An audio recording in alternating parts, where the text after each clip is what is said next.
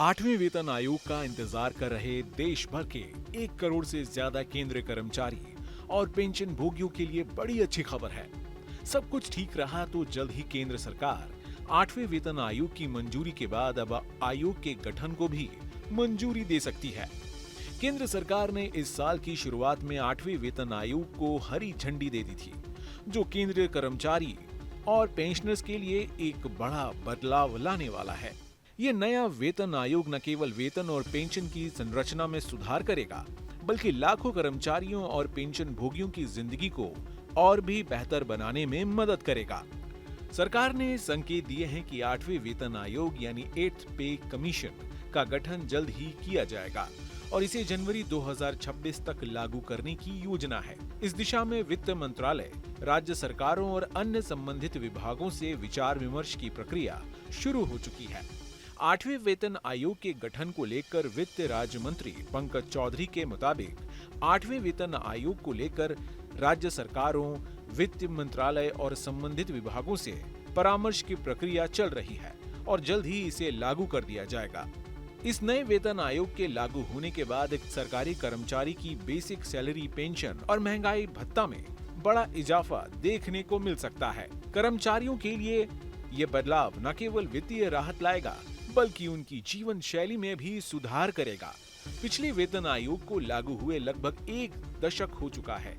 इस दौरान मुद्रास्फीति, बढ़ती जीवन लागत और मूल्य वृद्धि के चलते कर्मचारियों पर आर्थिक बोझ बढ़ा है।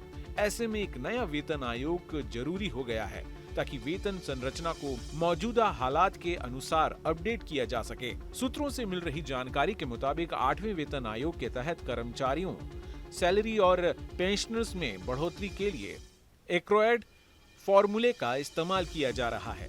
दरअसल 2016 में लागू 7वें वेतन आयोग में भी बदलाव का आधार एक्रोएड फॉर्मूले ही थे।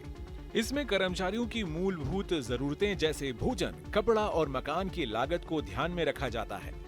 एक्रोएड फॉर्मूले को 1957 में 15वें भारतीय श्रम सम्मेलन में स्वीकार किया गया था और तब से ये विभिन्न वेतन आयोगों में एक बड़ा रोल निभाते आ रहे हैं। 7वें वेतन आयोग की बात करें तो इसमें 2.57 फिटमेंट फैक्टर का इस्तेमाल किया गया था, जिसमें न्यूनतम बेसिक सैलरी 7,000 रुपए से बढ़कर 18,000 हो गया था। ऐसे में संभावना जता जा रही है कि 8वें वेतन आयोग में यह फिटमेंट फैक्टर 2.86 के स्तर तक पहुंच सकता है। अगर ऐसा होता है तो केंद्रीय कर्मचारियों की न्यूनतम बेसिक सैलरी 18,000 रुपए से बढ़कर 51,480 रुपए हो सकती है। इसी आधार पर सेवानिवृत्त केंद्रीय कर्मचारियों का पेंशन 9,000 से बढ़कर 25,740 रुपए मासिक हो सकता है। गौरतलब है कि हालांकि आयोग का गठन अभी तक आधिकारिक रूप से नहीं हुआ है, लेकिन जनवरी 2026 तक इसे लागू करने की योजना पर काम जारी है। इससे पहले मसौदा तैयार किया जाएगा, सिफारिशें लाई जाएंगी और कैबिनेट से मंजूरी मिलेगी। पिछले वेतन आयोग के इतिहास पर नजर डालें तो किसी भी आयोग की सिफारिशें लागू होने में 18 से 24 महीने तक का समय लग सकता है। ऐसे में कयास लगाए जा रहे हैं कि 8वें वेतन आयोग की सिफारिशों 2026 तक ही लागू करने के लिए तेजी से काम करना होगा। इन सब के बीच 1.1 करोड़ से ज्यादा केंद्र कर्मचारी और पेंशनर्स को महंगाई भत्ते और महंगाई राहत में बढ़ोतरी का इंतजार है। केंद्रीय कर्मचारियों को जुलाई 2025 से महंगाई भत्ते यानी डीए और महंगाई राहत यानी डीआर में 4% तक की बढ़ोतरी का तोहफा मिल सकता है। अगर ऐसा होता है तो मौजूदा महंगाई भत्ता 55 से बढ़कर 59% के स्तर पर पहुंच जाएगा।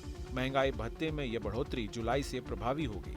हालांकि इसकी आधिकारिक घोषणा नवरात्रि या फिर दिवाली के करीब हो सकती है। जहां भक्ति है हर शब्द में, कथाओं में छुपे हैं दिव्य रहस्य और ज्योतिष देता है जीवन को दिशा। धर्म से जुड़ी हर बातों को जानने के लिए हमारे चैनल स्तुति को सब्सक्राइब करें। चैनल पर जाने के लिए इस लिंक पर क्लिक करें।